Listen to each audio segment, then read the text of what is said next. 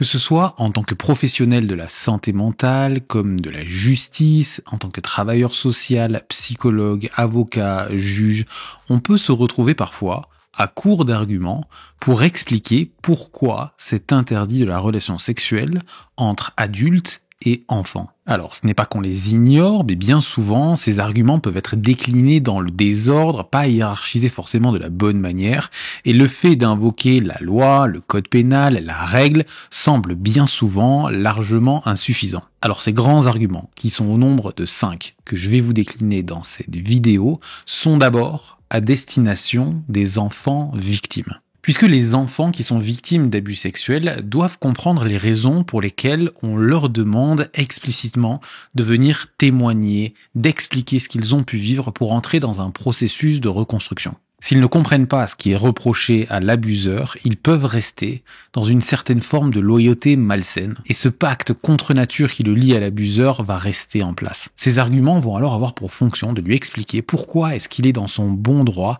d'être fâché contre l'abuseur et pourquoi également les autres adultes de l'entourage peuvent l'être. Ces arguments sont ensuite à destination des parents et des responsables de l'enfant. Ils explicitent très clairement les enjeux de responsabilité en ce qui concerne la protection de l'enfant et la portée ou la gravité de la faute lorsqu'une agression a été commise à son encontre. L'impact de ces arguments va entre autres permettre de neutraliser les potentielles tentatives de banalisation de ce qui a pu se passer et donc freiner la mise en œuvre de toutes les mesures qui sont nécessaires au rétablissement de la santé psychique de cet enfant. Troisièmement, ces arguments sont à destination des abuseurs, récents ou anciens, pour leur expliquer, sans concession, la teneur de leur manquement à leur responsabilité sociale, quelle que soit la position qu'ils occupent dans leur famille, dans la société, etc. Et enfin, quatrièmement, ces arguments sont à destination de toutes les victimes, récentes ou anciennes, pour leur permettre de comprendre, rétrospectivement, les étapes de leurs douloureuses épreuves et le sens de leurs expériences. Ces 5 arguments que je vais vous présenter dans cette vidéo sont une conceptualisation issue de l'esprit du docteur Reynaldo Perón et de sa clinique auprès des personnes qui ont pu être victimes d'abus ou d'agressions sexuelles et donc de toute son expérience dans ce domaine extrêmement sensible. Le premier argument qui va être présenté a rapport avec l'aspect biologique. Tout simplement puisque le corps d'un enfant n'est pas arrivé au même niveau de maturation que le corps d'un adulte. Il y a un certain nombre d'organes qui peuvent pleinement remplir leurs fonctions et il y en a d'autres qui ne sont pas encore arrivés au niveau de maturité nécessaire à leur utilisation dans une perspective donnée. C'est notamment le cas des organes sexuels. Donc tous les organes stimulés, les parties génitales, les zones érogènes, l'exposition aux images pornographiques va avoir des conséquences extrêmement importantes et produisent une stimulation incompréhensible pour la capacité cognitive, psychologique, émotionnelle et affective de l'enfant. Maintenant, le deuxième argument va avoir attrait à l'aspect cognitif, puisque les enfants ne sont tout simplement pas équipés pour décoder les informations qui sont relatives au style de stimulation qu'ils vont recevoir. Il y a donc un désordre dans le processus d'assimilation et d'accommodement et en conséquence un trouble de l'apprentissage. En fait, les centres cérébraux qui sont destinés à analyser les sensations, même s'ils sont là, on va dire, d'un point de vue anatomique, pour autant, au niveau physiologique, ils ne sont pas totalement opérants. Donc il va y avoir un vrai bouleversement qui va être opéré et les enfants n'ont pas la capacité cognitive de comprendre ce qui est en train de leur arriver à ce moment-là, ou en tout cas d'en saisir tous les tenants et aboutissants. Et d'ailleurs, les répercussions de tels actes au niveau cognitif peuvent se faire sentir des années, voire des décennies plus tard.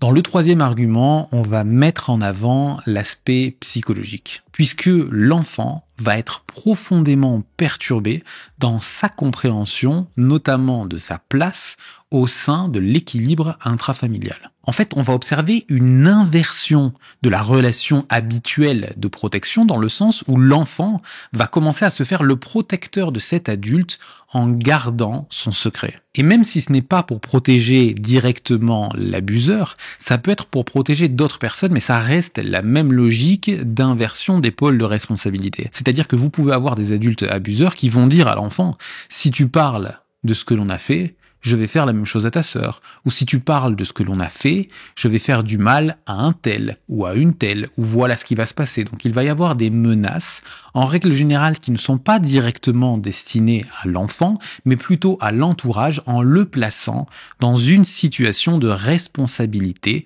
qui va peser sur ses épaules ensuite, et qui va induire le fait que cet enfant va commencer à intérioriser l'idée que s'il parle, ça va être dévastateur pour les personnes dont il est le plus proche et qu'il aime le plus au monde. Le docteur Reynaldo Peron, dans son ouvrage, dira « La victime, arrachée à son groupe d'appartenance, devient un adulte parmi les enfants et un pseudo-adulte parmi les majeurs. » Donc cet enfant victime va devoir vivre par rapport à ce poids, à cette charge supplémentaire par rapport à tous les autres enfants qui n'auraient pas eu à subir une telle injure. Et les perturbations psychologiques qui vont être engendrées peuvent ne pas se voir tout de suite, mais se manifester des années après sous différentes formes. Ça peut être vis-à-vis d'un défaut d'intériorisation de la loi, avec des frontières hiérarchiques ou relationnelles qui ont été totalement perturbées, un rapport avec la vie affective et sexuelle qui est très perturbé également. Ça ne veut pas dire, bien évidemment, que les victimes ne vont pas pouvoir cicatriser de ce qui s'est passé et se reconstruire, mais ça c'est un autre sujet. Si jamais ça vous intéresse d'ailleurs, je vous renverrai vers une vidéo dans laquelle le docteur Reynaldo Peron explique un petit peu ce processus. Maintenant, le quatrième argument va se baser sur l'aspect éthique. C'est-à-dire qu'on peut dire que dans une société civilisée, il y a cette vocation naturelle des adultes à prendre soin et à protéger leur progéniture, les plus faibles, les enfants, etc. Dans n'importe quel type de communauté, il y a une répartition qui n'est pas forcément la même en ce qui concerne l'équilibre des forces.